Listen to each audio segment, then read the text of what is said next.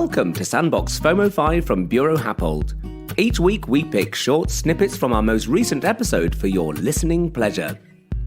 These quick listens could be valuable insights, thought-provoking elements, or even practical advice that will no doubt enrich your life and knowledge. Sandbox brings together curious individuals interested in a specific topic to discuss, dissect, and interrogate it. The style is conversational, with experts from Buro Happold and invited external guests who will add another angle to the narrative. Listeners are encouraged to gather around our podcast so that we can explore the latest advances in various fields and expand our collective horizons. Sometimes we'll tackle a subject head-on, sometimes a sideways view, but always with curiosity, expertise, and who knows, maybe even a dash of humour.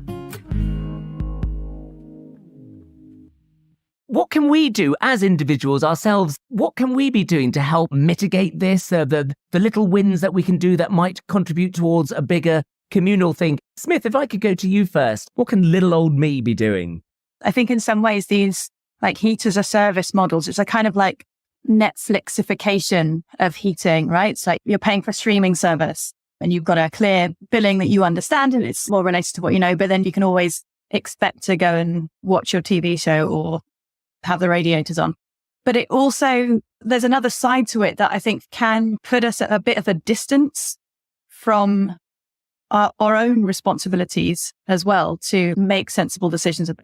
Do we really want to be running the dishwasher and the washing machine and 3 kettles when it's really not windy and really not sunny? Obviously, that's not sensible in a world where we have a limited renewable energy budget and we can't have everything on at once in the same way. I think sometimes the kind of on-demand service mentality leads us to expect that we can just have everything whenever we want to have everything and kind of disconnect us from the reality of, in the same way as you check the weather or you look outside the window before you decide what you're going to put on before you go outside, like in terms of what you're going to wear, maybe we need to just be thinking a little bit more about the weather and our energy use. It's like, It's raining and it's not at all sunny, so I'm going to take my umbrella and also I'm not going to, put 3 kettles on and boil loads of noodles right now. I'm not into like mass noodles. Yeah, you really like noodles. I do, it's true. And maybe I'm hungry, but I think it's just making those decisions like in relation to what's actually happening and not just expecting to be able to have everything all the time. And I don't mean that to sound like, we should be overly kind of strict about that and like, no, you cannot have this and that I say so. I think there are good examples of where energy companies have just very simply, sent texts out saying, we don't have much energy right now. If you can turn anything off, please do. And people will do that. It works really well when they've done these trials because people will do that just because everyone gets that. Like you don't have to necessarily make it about pricing or anything like overly complicated.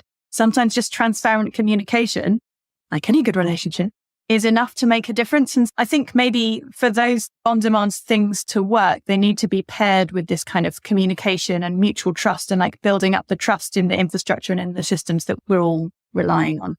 So maybe in some ways I'm answering your question by saying, what is it that we can do? I think we just need to understand a little bit more about all of the processes that are at play. And obviously anybody who's still listening at this point in the podcast is committed to doing that. So thank you. But also just being open to changing little parts of our behaviors because those 2 little things can add up as well. And I think as we move from an energy system that is like using a lot of fossil fuels to an energy system that is much more reliant on things like the weather and how much storage we've got and things like that, then those peaks are much more difficult to service.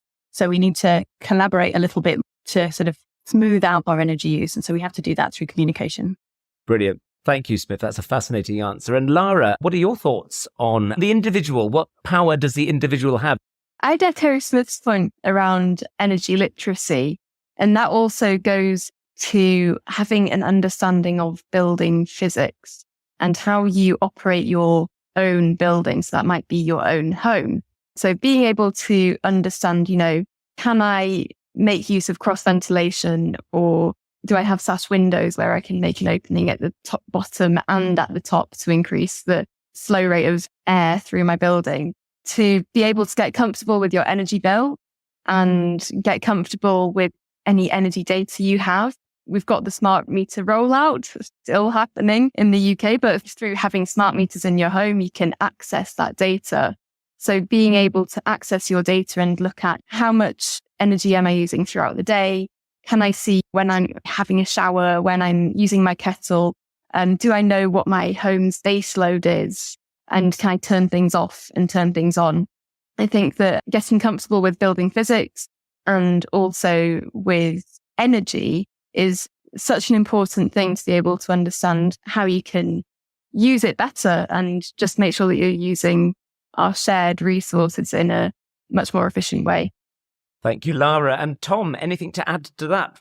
Well, I think it's really easy to be quite fatalistic about this, particularly as an individual, going, what could I possibly do that would change this? There's some truth to that in the sense that we need major changes in the way that our system works in terms of providing energy and moving away from oil, and all of these big things that individuals can't really control need to be happening. But we are also the sum of all of our parts as a society. So just to echo Smith's point, collaboration is really important.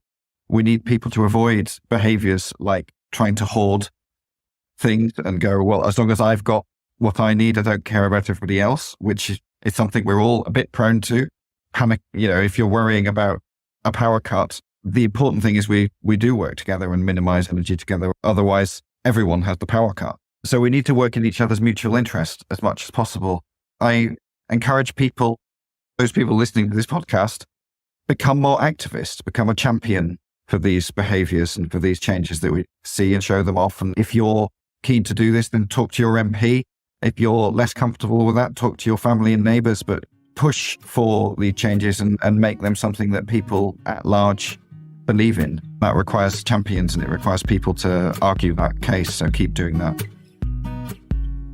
Well, I hope you enjoyed that quick dip into our last episode of Sandbox. Don't forget to subscribe to follow the show. You'll find Sandbox in all the usual places, including Apple Podcasts, Spotify, Buro Happold's YouTube channel, and on the Buro Happold website. What's more, if you want to join the conversation on X, known as Twitter to his old friends, use the hashtag BHSandbox. We'd love to hear from you on any of the topics discussed.